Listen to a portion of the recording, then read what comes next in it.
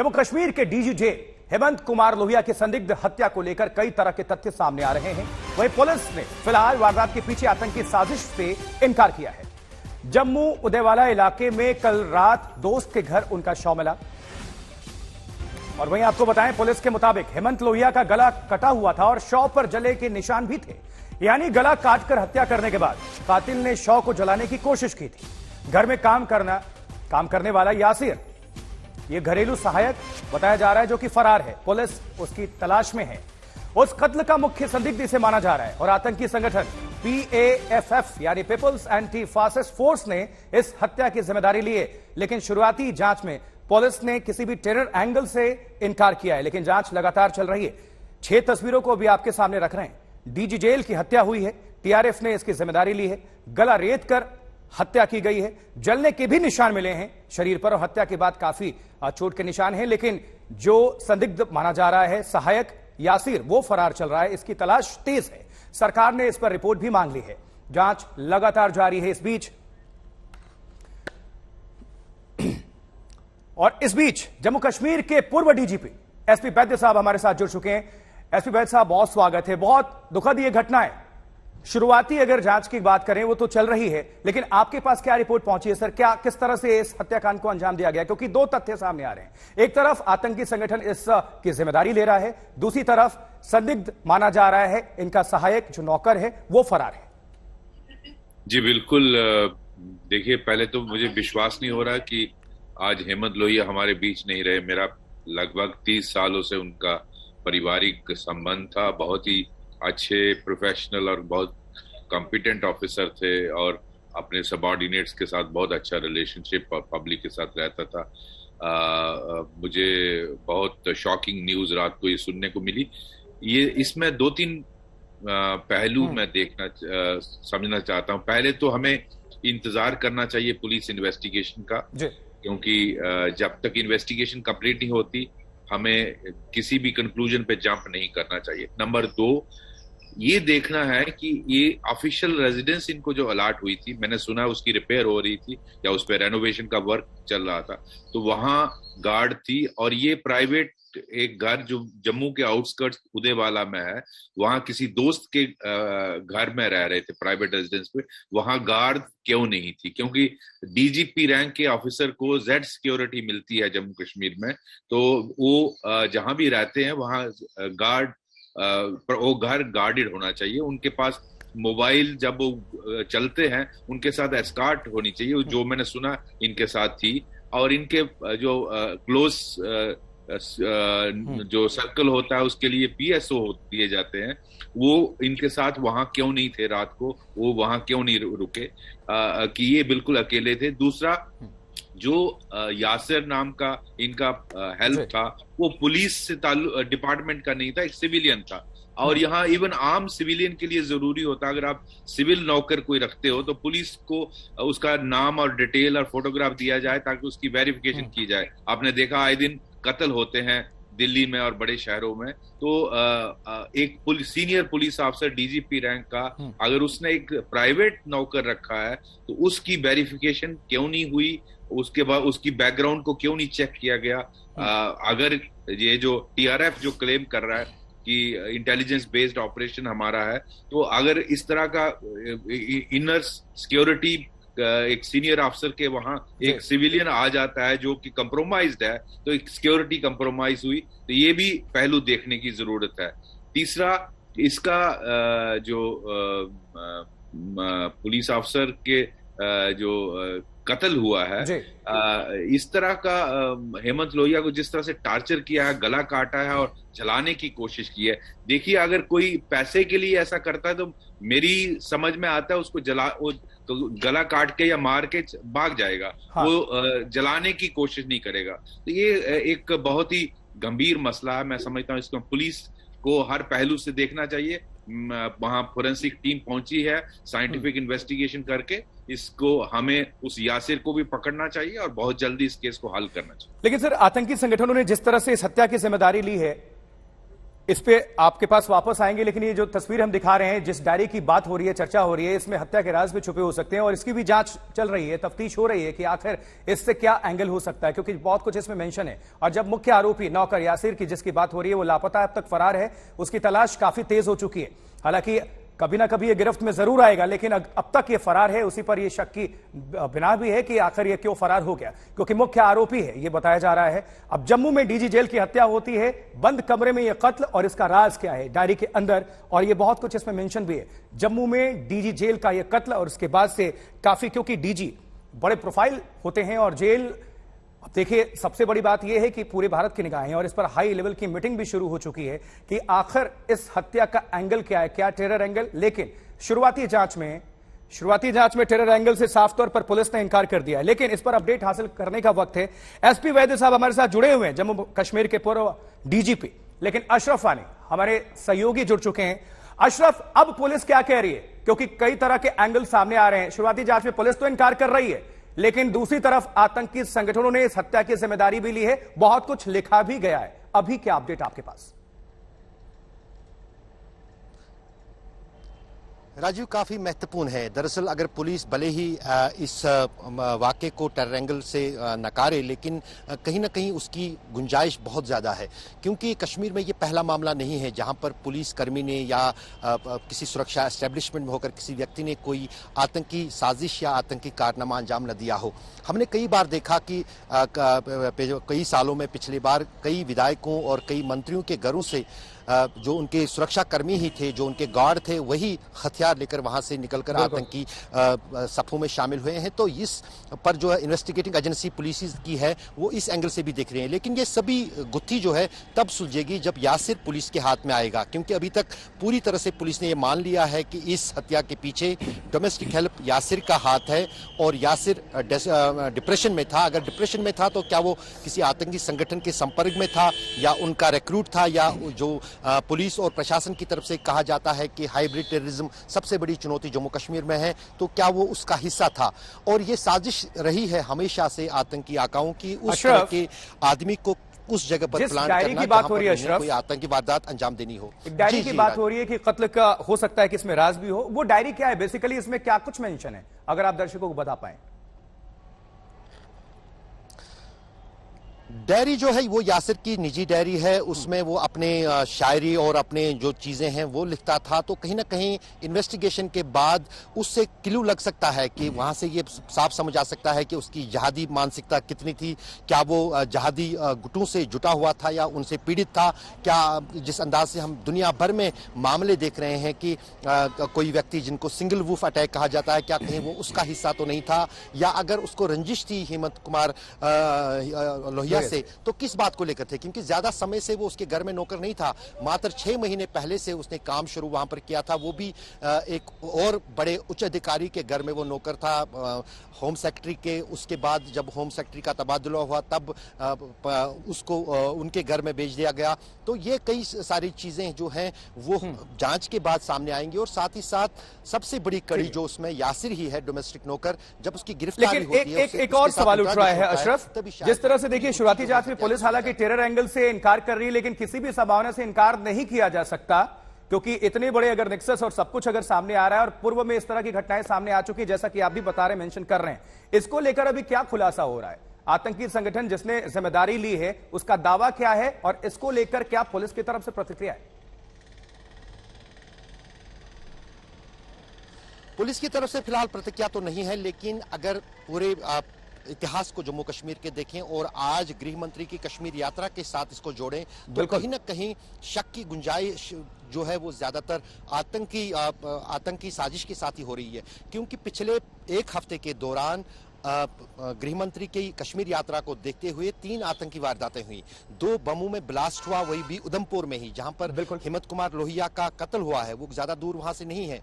Police ने दावा किया 2 दिन पहले कि हमने कुछ स्टिक बम्स बरामद किए कुछ आतंकियों से, जिनका इस्तेमाल होना था अमित शाह की रैली को। अशरफ, आपका हम रुक करेंगे। एसपी वैद साहब, आपका भी जुड़ने के लिए बहुत बहुत शुक्रिया। इस खबर पर रहेगी हमारी नजर, लेकिन आगे बढ़ते हैं। इस वक्त गृह मंत्री अमित शाह वैष्णो देवी पहुंच चुके हैं और आपको हम तस्वीरें अब दिखा रहे हैं, जहां पर लेफ्टिनेंट गवर्नर मनोज सिन्हा भी नजर आ रहे हैं उनकी अगवानी करते हुए, और जम्मू कश्मीर के तमाम जो नेता नजर आ रहे हैं, जितेंद्र सिंह भी नजर आ रहे हैं हमें, और इनके साथ ही तमाम ऑफिशियल्स और अगवानी करते हुए गृहमंत्री अमित शाह की। और ये तस्वीरें आ गई क्योंकि गृहमंत्री अमित शाह का ये मिशन कश्मीर दौरा है, काफी महत्वपूर्ण। लेकिन इसके बीच ये जो बड़ी खबर सामने निकल कर आई, डीजी जेल की हत्या, कहीं ना कहीं टाइमिंग को लेकर भी सवाल खड़े हो रहे हैं, क्या ये थ्रेट है? और इस बीच ये जो तस्वीर आपको हम लगातार दिखा रहे हैं, गृहमंत्री अमित शाह वो वैष्णो देवी पहुंच रहे हैं और वहां पर तमाम नेताओं की मौजूदगी। लेफ्टिनेंट गवर्नर की बात कर लें, मनोज सिन्हा की, वो भी अगवानी करते हुए, जितेंद्र सिंह की भी वहां पर मौजूदगी है। इसके साथ जम्मू कश्मीर के तमाम जो बड़े नेता हैं वो नजर आ रहे हैं। और देखिए, अमित शाह लोगों के बीच भी रहेंगे और माता वैष्णो देवी के दरबार में इस वक्त गृहमंत्री अमित शाह हैं, जय जयकारे हो रहे हैं माता रानी की। और दूसरी तरफ गृहमंत्री अमित शाह के समर्थन में भी वहां नारे लग रहे हैं। और इस बीच लोगों से किस तरह से वो मिले थे, ये भी तस्वीर आपको हम दिखा दें, पहुंचाते हैं। तो आज राजौरी में रैली है दरअसल, और कल बारामूला की बारी है, क्योंकि ये जो दौरा है गृहमंत्री अमित शाह का, काफी अहम दौरा है हर एक लिहाज से कह लें, क्योंकि आने वाले वक्त में विधानसभा चुनाव भी होगा जम्मू कश्मीर में।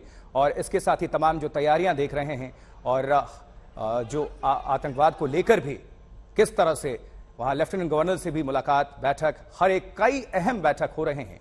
और अभी यह सिलसिला शुरू हो रहा है। और कटरा जम्मू की तस्वीर इस वक्त देख रहे हैं, जहां वैष्णो देवी के लिए वो अभी रवाना हो रहे हैं और साथ ही पूजा अर्चना के साथ इनकी शुरुआत। तो 3 दिन का यह दौरा है गृहमंत्री अमित शाह का। और वहां पर ये अभी जो तस्वीर आपको हम दिखा रहे हैं वो देखिए, अगवानी करते हुए जहां जम्मू कश्मीर के लेफ्टिनेंट गवर्नर मनोज सिन्हा की मौजूदगी है, उन्होंने स्वागत किया। साथ ही जम्मू कश्मीर के और भारतीय जनता पार्टी के जो तमाम नेता हैं और ऑफिशियल्स हैं वो वहां पर मौजूदगी। लेकिन टाइमिंग जिस तरह से अभी डीजी जेल की हत्या हुई है, उसको लेकर भी निश्चित तौर पर महामंथन चलेगा।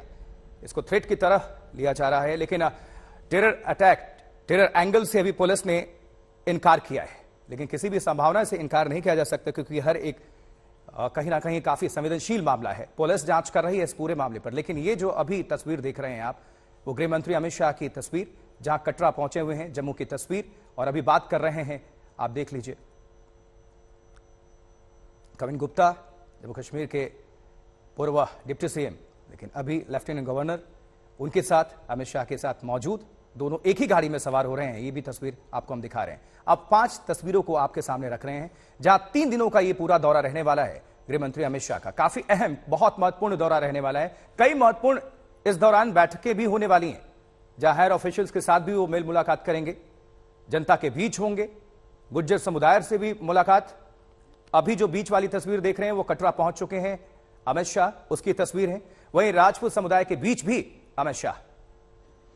इस पर सीधा रुख करेंगे अशरफ वानी का। अशरफ, किस तरह से यह दौरा रहने वाला है अमित शाह का, कितने दिनों का कार्यक्रम है, क्या कुछ अभी शेड्यूल है, और कितने महत्वपूर्ण, अगर बात कर लें टाइमिंग को लेकर भी बताइएगा, कितना अहम दौरा है यह अमित शाह का? आशुतोष, इस दौरे की शुरुआत जो है काफ़ी महत्वपूर्ण और संकल्पित तौर पर हो रही है कि अब अमित शाह जो है कटरा पहुंच गए हैं। सबसे पहले जो है वैष्णो देवी माता का मंदिर जो है वहां पर हाजिरी देंगे गृहमंत्री अमित शाह। और ये जो है न सिर्फ जम्मू कश्मीर में बल्कि देश में सबसे बड़ी जो है धार्मिक स्थल माना जाता है वैष्णो देवी। लाखों की संख्या में देश भर से श्रद्धालु आते हैं। तो जाहिर है कि अमित शाह सबसे पहले अपने जम्मू कश्मीर के दौरे की शुरुआत यहीं से कर रहे हैं।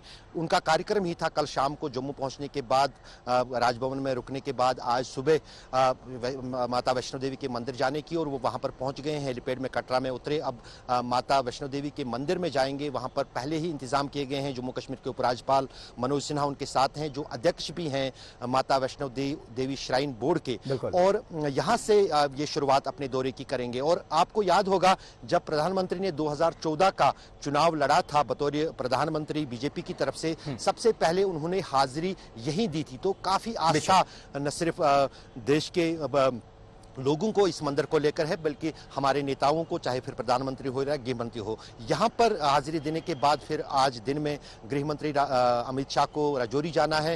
हेलीकॉप्टर के जरिए राजौरी में उनकी एक जनसभा है, जहां पर गुर्जर और बकरवाल समुदाय के लोग रहते हैं। वहां पर कुछ विकास कार्यों की घोषणा के साथ साथ वो एक बड़ी घोषणा भी कर सकते हैं, जहां पर पहाड़ी लोगों को, खासतौर से बकरवालों को शेड्यूल्ड ट्राइब में शामिल करने की बात कही जा रही है। अगर वो ये घोषणा करते हैं तो कहीं ना कहीं एक तीर से दो निशाने साधते हैं। एक तो वहां का ये वोट बैंक जो है जम्मू कश्मीर का, उस पर निशाना होगा, क्योंकि कहीं ना कहीं जम्मू कश्मीर में जिस अंदाज से कयास लगाया जा रहा है कि बहुत जल्द चुनाव होंगे, तो गृह मंत्री की जम्मू कश्मीर की यात्रा या कश्मीर मिशन कहें, उसमें दोनों चीजें हैं। एक तो सुरक्षा व्यवस्था का जायजा लेना, दूसरा कश्मीर के हालात का जायजा लेना, और तीसरा यहां पर जो होने वाले चुनाव है उसमें अपने मत अधिकार को बढ़ाना।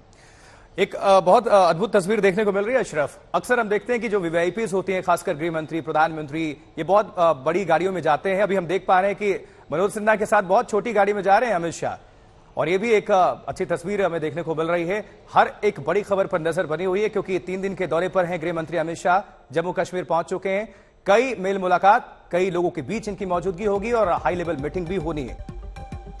नमस्कार, बहुत स्वागत है आप सभी का। देख रहे हैं आप आज तक, मैं आपके साथ आशुतोष चतुर्वेदी। सीधा रुख करेंगे जम्मू कश्मीर का, जहां गृह मंत्री अमित शाह की मौजूदगी है। वो पहुंच चुके हैं, कटरा में इस वक्त हैं और माता वैष्णो देवी के दरबार में पहुंचने वाले हैं, जहां पूजा अर्चना करके शुरुआत करेंगे। देखिए, 5 तस्वीरों को आपके सामने रख रहे हैं, समझ लीजिए पूरी खबर को। 3 दिनों के दौरे पर है गृह मंत्री अमित शाह।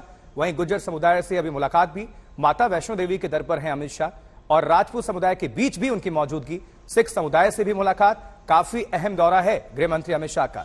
तो केंद्रीय गृह मंत्री अमित शाह पहुंच चुके हैं 3 दिवसीय जम्मू कश्मीर दौरे पर, और इस पर अपडेट हासिल करने के लिए सीधा रुख करते हैं जम्मू कश्मीर का। ये सुनील जी भट्ट हमारे सहयोगी जुड़ चुके हैं। सुनील, इस वक्त गृह मंत्री अमित शाह की मौजूदगी कहां है, क्या कुछ कार्यक्रम है, क्या है शेड्यूल, आप अपडेट बताएं।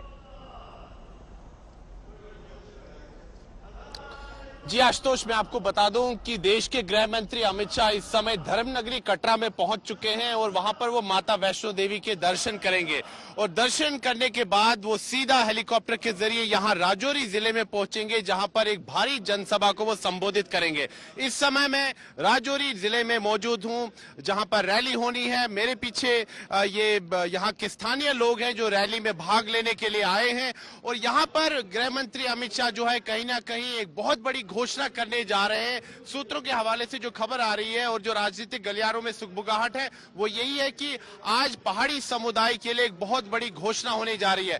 दरअसल पहाड़ी समुदाय जिनकी जनसंख्या काफी ज्यादा है, खासतौर पर राजौरी, पुंछ जिलों में, यहाँ पर जम्मू संभाग में, और कुपवाड़ा, बारामूला जिले में, कश्मीर संभाग में, उनको लुभाने के लिए भारतीय जनता पार्टी जो है काफी कवायद कर रही है। और यहाँ पर देख सकते हैं कि पहाड़ी समुदाय के लोग जो हैं शेड्यूल्ड ट्राइब स्टेटस की मांग कर रहे हैं, और इन्हीं को लेकर बहुत बड़ी घोषणा होने जा रही है। हम इनसे सीधा बातचीत करते हैं। जी आप बताइए, आपका नाम? मेरा नाम एहसान मिर्जा है। एहसान मिर्जा साहब, आज जो गृह मंत्री अमित शाह यहाँ पर आ रहे हैं, रैली को संबोधित करने जा रहे हैं, उम्मीद आप काफी लगाए बैठे हैं कि पहाड़ी समुदाय को जो है अनुसूचित जनजाति का दर्जा मिलेगा। क्या लगता है, घोषणा होगी आज? सर देखिए, उम्मीद पे तो दुनिया कायम है। आज आप हमारे चेहरे देख रहे हैं, आज सारे हमारे चेहरे जो है खुशी से आपको नजर आ रहे होंगे, और हमारी 40 साल की जो एक लड़ाई हम लड़ते आ रहे हैं, हमें यकीन है इस गवर्नमेंट के ऊपर कि जिसने पहली बार जो है वो दिल्ली से भी हमारा नाम लिया, चाहे वो 2019 में प्राइम मिनिस्टर नरेंद्र मोदी साहब हो, अमित शाह साहब हो, हमारा डेलीगेशन भी मिला जिसमें मेयर ठाकुर गुरदेव सिंह साहब और हमारे और भी साथी गए थे। तो आज हम काफी पुरुमीद हैं, पूरे आशावाद हैं। जी आशुतोष, जी बट आप हमारे साथ बने रहे। इस बीच अमित शाह गृह मंत्री की चूंकि मौजूदगी है, वहां पर तस्वीरें हम दर्शकों को दिखा रहे हैं। अपडेट बता दें, क्योंकि 3 दिन का ये कश्मीर का दौरा, लेकिन इस बीच कहां ये अद्भुत तस्वीरें हैं, क्योंकि माता के दरबार में पहुंचे हुए हैं गृह मंत्री अमित शाह और जा रहे हैं दर्शन करने के लिए। उनके साथ जम्मू कश्मीर के लेफ्टिनेंट गवर्नर मनोज सिन्हा भी मौजूद हैं, जितेंद्र सिंह भी नजर आ रहे हैं। पूरी तैयारियां, सुरक्षा व्यवस्था भी बहुत चाक चौबंद, और इस बीच वहां पर जो श्रद्धालु हैं रास्ते में, वो भी काफी हाथ हिलाकर अभिवादन स्वीकार कर रहे हैं। इस बीच अमित शाह, ये जो तस्वीर देख रहे हैं आप, काफी खास, हालांकि रेड कार्पेट बिछाया गया है अमित शाह के लिए। जम्मू में माता के दरबार में है, कटरा में, और जम्मू कश्मीर के जो तमाम नेता हैं वो भी उनकी मौजूदगी नजर आ रही है। अमित शाह के पीछे उनको देखा जा सकता है, और ये तस्वीर आपको दिखा रहे हैं क्योंकि कटरा से सीधी तस्वीरें माता के दर्शन करने जा रहे हैं। और एक तरह से कह लीजिए कि चुनावी समर की शुरुआत भी यहीं से हो गई है, क्योंकि थोड़े दिन के बाद, कुछ महीनों के बाद यहां पर विधानसभा चुनाव की सुगबुगाहट है। और आज जैसा कि हमारे सुनील जी भट्ट बता रहे हैं, हमारे सहयोगी, कि कुछ बड़ा ऐलान भी कर सकते हैं वहां के लोगों के लिए, पहाड़ी समुदाय के लिए अपने आप में खास। लेकिन उसके पहले सुनील जी भट्ट, ये जो तस्वीरें हम दिखा रहे हैं दर्शकों को, अमित शाह माता वैष्णो देवी के दरबार में पहुंचे हुए हैं। आपको याद होगा 2014 में प्रधानमंत्री नरेंद्र मोदी भी पहुंचे हुए थे और अपने चुनावी समर की शुरुआत उन्होंने की थी। तो क्या इसको इस तरह से मान लें कि जम्मू कश्मीर में आने वाले विधानसभा चुनाव की शुरुआत इसी के साथ हो चुकी है? जी बिल्कुल आशुतोष, आप सही कह रहे हैं। नरेंद्र मोदी जब वो प्रधानमंत्री पद के उम्मीदवार थे एनडीए के 2014 में, सबसे पहले उन्होंने चुनावी बिगुल जो है वो जम्मू कश्मीर में ही बजाया था और पहले वो माता वैष्णो देवी का आशीर्वाद लेने गए थे और उन्होंने कठुआ जिले के हीरानगर में एक रैली को भी संबोधित किया था। उसी प्रकार से आज देश के गृह मंत्री अमित शाह माता वैष्णो देवी का आशीर्वाद लेने गए हैं कटरा में और उसके बाद वो यहाँ राजौरी जिले में एक भारी जनसभा को संबोधित करेंगे। तो कहीं ना कहीं इस नजरिए से भी देखा जा रहा है कि यहां पर चुनावी बिगुल बच जाएगा आज। लेकिन आशुतोष, में जिस चीज का जिक्र कर रहा था मैं उसी चीज पर वापस आऊंगा। पहाड़ी समुदाय जो है इसमें हिंदू समाज के लोग भी आते हैं, मुस्लिम समाज के लोग भी आते हैं और उसका आप यहां पर प्रमाण देख सकते हैं। हिंदू समाज के एक सज्जन है और मुस्लिम समाज के एक सज्जन है, दोनों पहाड़ी समुदाय से। आप दोनों की क्या मांग है कि पहाड़ी समुदाय को अनुसूचित जनजाति का दर्जा मिले? देखिए, पिछले 40 साल से हम इस दिन का इंतजार कर रहे थे कि कब भारत सरकार पहाड़ी लोगों के लिए जम्मू कश्मीर में शेड्यूल ट्राइब स्टेटस का ऐलान करे और हमें पूरी उम्मीद है कि आज वो दिन आ गया है। इस मुद्दे पर हिंदू मुसलमान समुदाय दोनों एक है? सारे इकट्ठे। बिल्कुल बिल्कुल, हिंदू मुस्लिम सिख सभी इस सभी आते हैं। मैं ये कहना चाहता हूँ कि ये गुलदस्ता है। अगर आपने छोटा हिंदुस्तान कहीं देखना है तो वो पहाड़ी समाज को देखिए, जिसमें हिंदू मुस्लिम और सिख सारे आते हैं। बिल्कुल सुनील जी, आपका रुख करेंगे। ये तस्वीरें देख लीजिए जरा। माता के दरबार पर हैं गृह मंत्री अमित शाह और उनका अभिवादन किया जा रहा है। उनको देखिए किस तरह से जब वो पहुंचे हुए हैं लेफ्टिनेंट गवर्नर के साथ, वो देखिए किस तरह से अब दरबार में पहुंच गए हैं। सीधा पूजा के कार्यक्रम की शुरुआत, इसके पहले उनका स्वागत किया गया वहां के पुजारियों की तरफ से और बताया जा रहा है विधिवत दर्शन और जानकारी वहां के बारे में, क्योंकि ये अद्भुत तस्वीरें हैं खुद व्यक्तिगत तौर पर गृह मंत्री अमित शाह के लिए भी, क्योंकि माता के दरबार में है जहां लाखों श्रद्धालु आस्था लिए पहुंचते हैं पूरे हिंदुस्तान से, देश से ही नहीं विदेशों से भी लोग आते हैं, वैष्णो देवी का रुख करते हैं, कटरा जाते हैं और माता का आशीर्वाद प्राप्त करते हैं। और ये तस्वीरें, ये सीधी तस्वीरें हैं, आप सभी दर्शकों को हम दिखा रहे हैं। वैष्णो देवी मंदिर कटरा से सीधी तस्वीरें।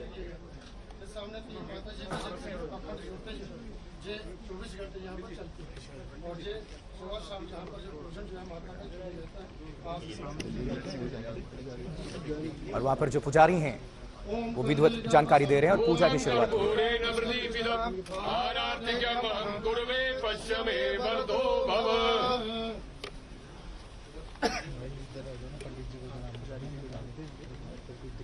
ओम चंद्रमा मनसो जातशक्षो सूर्यो अजायतं शोभादाजुषप्राणसमुखादगिरजायतं कर्पूरगौरं धर्मावतारं संसारसारं भुजगेन्द्रहारं सदा वसन्तं हृदयारविन्दे भवं भवानी सहितं नमामि।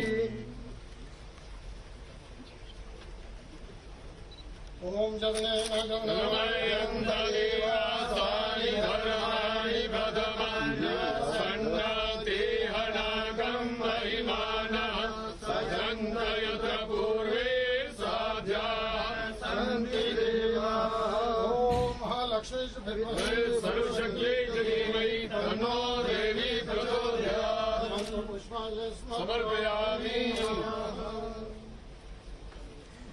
तो आज महानवमी है और महानवमी के अवसर पर ही माता के दरबार में है गृह मंत्री अमित शाह। इस पूजा अर्चना की ये विशेष, ये खास पूजा अर्चना है क्योंकि महानवमी के दिन वो माता के दरबार में और वहां पर जो पुजारी थे विधिवत उनको जानकारी प्रदान की गई गृह मंत्री अमित शाह को पुजारियों की तरफ से। और अब आगे बढ़ते हुए अब सीधा जाएंगे माता के दरबार में और ये वैष्णो देवी मंदिर कटरा से सीधी तस्वीरें हैं। इसके पहले पुजारियों ने स्वागत किया है गृह मंत्री अमित शाह का और पूजा अर्चना हो चुकी है, विधि विधान के साथ ये संपन्न हुआ।